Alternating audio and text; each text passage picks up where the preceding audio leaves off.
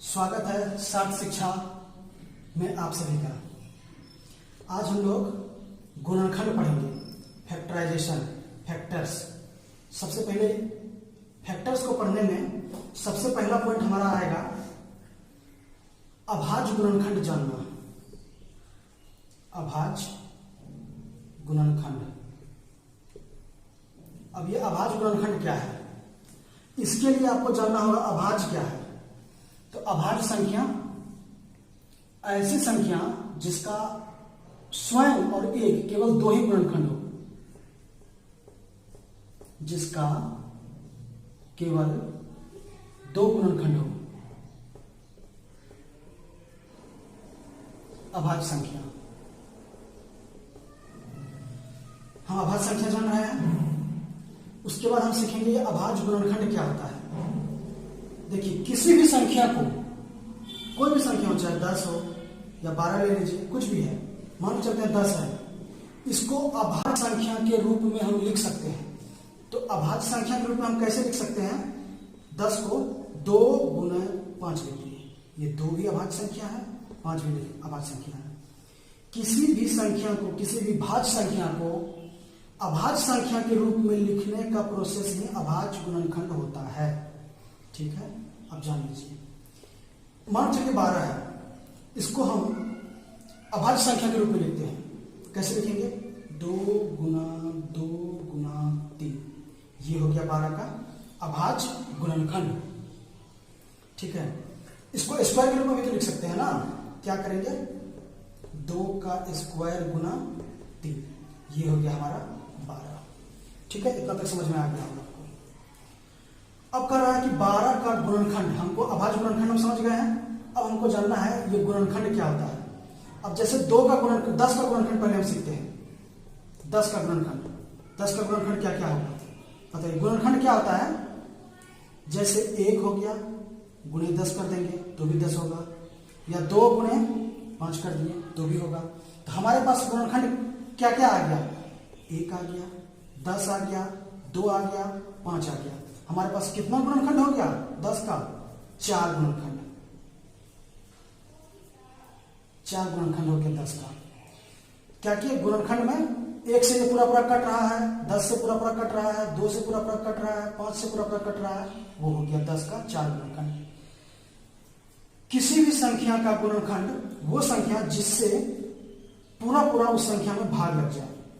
किसी भी संख्या का गुणनखंड वह संख्या होता है जिस संख्या से पूरा पूरा उस संख्या में भाग लग सकता है, वो गुणनखंड होगा। जैसे 12 है, 12 का गुणनखंड क्या क्या होगा? 1 होगा, गुना 12 है, 2 गुना 6 है, 3 गुना 4 है। इसका गुणनखंड कौन कौन हुआ? 1 हुआ, 2 हुआ, 3 हुआ, 4 हुआ, 6 हुआ, 12 हुआ। कितना गुणनखंड हुआ? 6 गुणनखंड हो गया। हम लोग यही जान रहे हैं कि फैक्टराइजेशन किए, फैक्टर्स के गुणनखंड किए। गुणनखंड क्या होता है ये जाने, इसके लिए पहले हमको अभाज्य गुणनखंड सीखना पड़ा।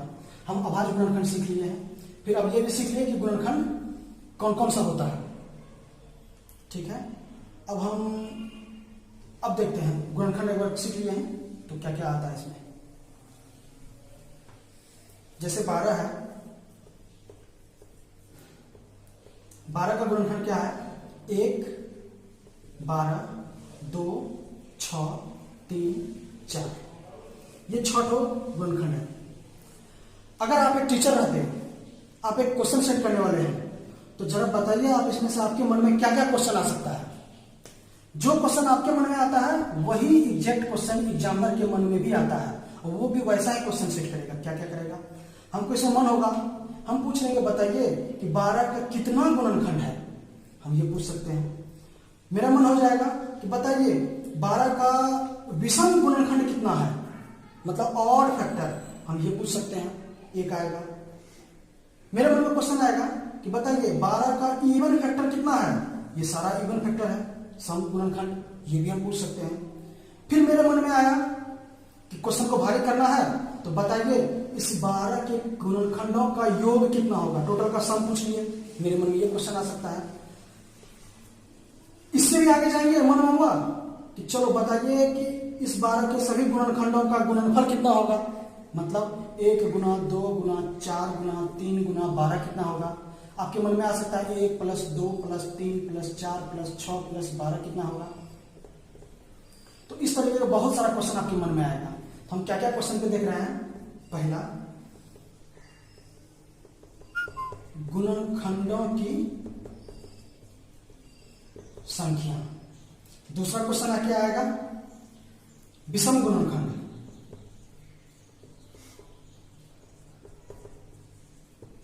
विषम गुणनखंड। तीसरा क्वेश्चन क्या आएगा, सम गुणनखंड। चौथा क्वेश्चन क्या आएगा,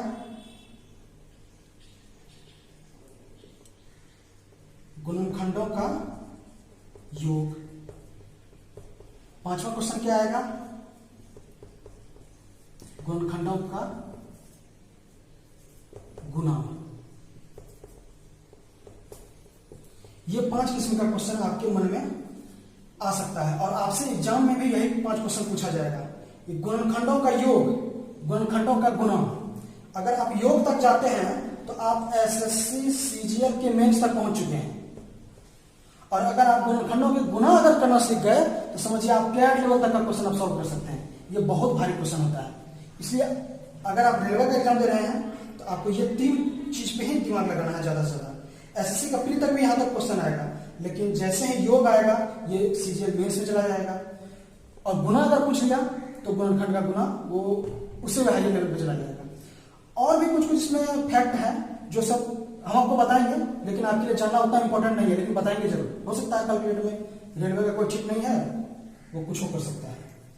इसलिए ये 3-4 किस्म का क्वेश्चन होगा, वो आपको सीखना है आप कैसे कैसे करेंगे। मान के चलिए n एक संख्या है, हम इसको अभाज्य गुणनखंड के रूप में लिख रहे हैं। a पर पावर m, b पर पावर n, c पर पावर o। क्या है इसका मतलब यह है कि यह a b c अभाज्य संख्या है, अभाज्य संख्या है, ठीक है। और ये m n m n o ये तीनों पावर है।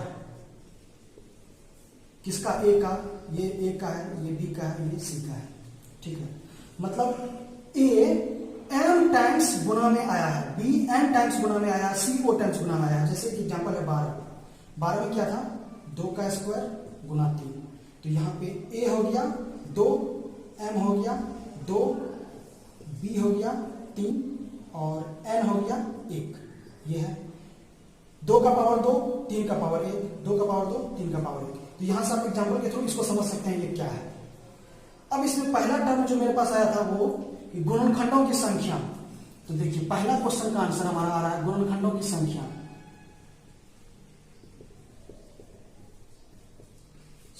ये क्या होगा, सिंपल सा तरीका है, m + 1 × n + 1 × o + 1। ये जो संख्या है इसको एक एक बढ़ा करके हम गुणा कर देंगे तो हमारा टोटल गुणनखंडों की संख्या मिल जाएगी। जैसे 12 को ही एग्जांपल में हम लेते हैं, 2 का स्क्वायर है 2, तो 2 के बदले 3 लिखेंगे एक बढ़ा के।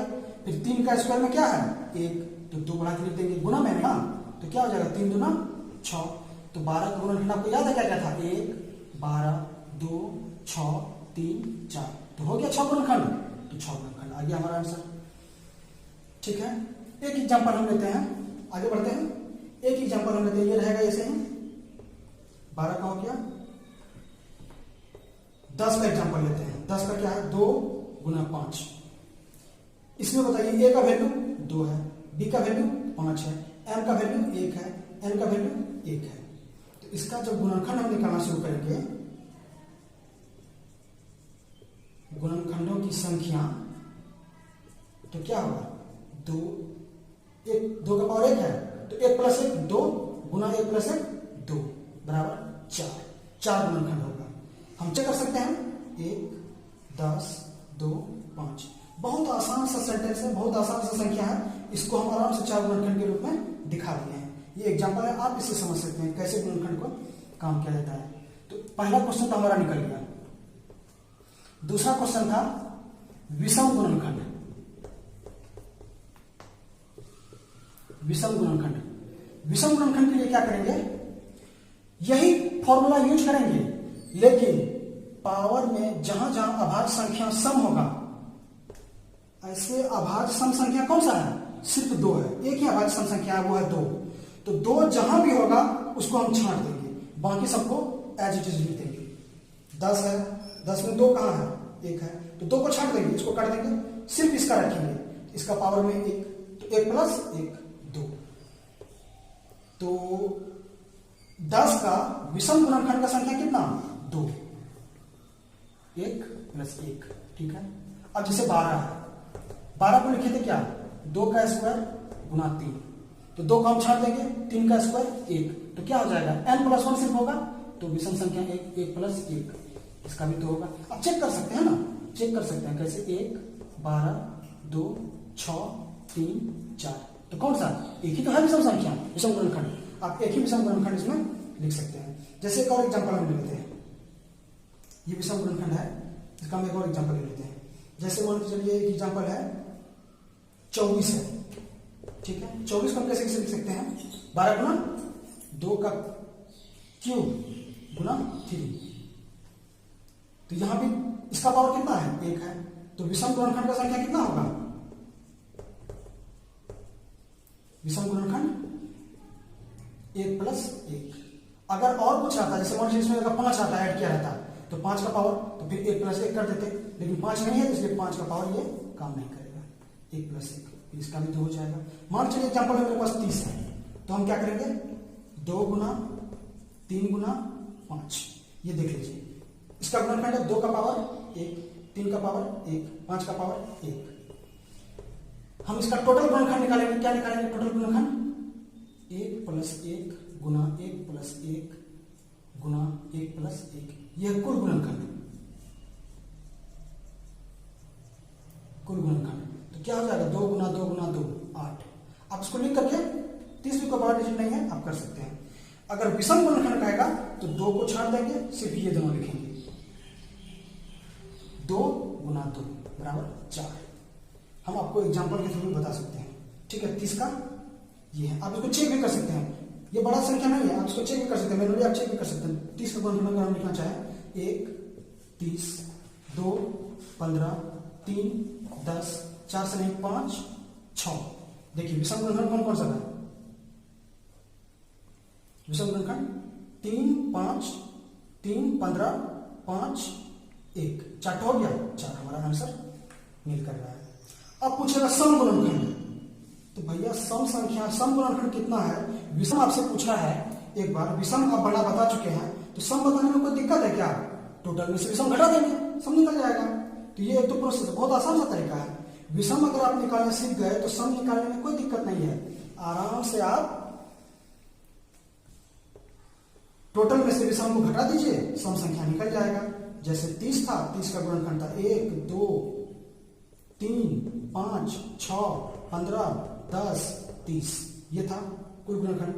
विषम कितना था, 1 2 3 4 था, तो सम कितना हो जाएगा, 1, ये भी हो गया 4 तो ये 4 तो ये, और टोटल 8 निकला भी था। तो आप तो आसानी से कर सकते हैं। अगर ऐसा याद नहीं रहा तो एक और तरीका है, क्या है, इसका पहले जो किए थे 2 गुना 3 गुना 5। जब टोटल गुणनखंड निकाल रहे थे तो हम क्या कर रहे थे, 2 का पावर जो रहता था उसमें 1 प्लस करके गुना करते थे, 3 का पावर को 1 प्लस गुना करते, 5 का पावर को 1 प्लस गुना करते थे। हम क्या करेंगे, सम संख्या जो भी होगा उसका पावर को ऐड नहीं करेंगे, उसका पावर को एज इट इज रख देंगे। जैसे 1 गुना, इसमें डबल शिफ्ट कर देंगे, 2 गुना 2 4 हो गया। समझ में आ रहा होगा थोड़ा बहुत। जैसे एक एग्जांपल ले लेते हैं 12 में क्या था, 2 का स्क्वायर गुना 3। इसका अगर सम गुणनखंड हमको निकालना होगा तो हम इसके पावर में सिर्फ ऐड करेंगे, फॉर्मूला का यूज करेंगे, इसमें एज इट इज रख देंगे, मतलब 2 गुना 2 बराबर 4 हो जाएगा। तो ये हो गया हमारा विषम और सम गुणनखंड निकालने का। हम 2-3 चीज सीख चुके हैं, क्या क्या, गुणनखंडों की संख्या, विषम गुणनखंड की संख्या और सम गुणनखंड की संख्या। अब आगे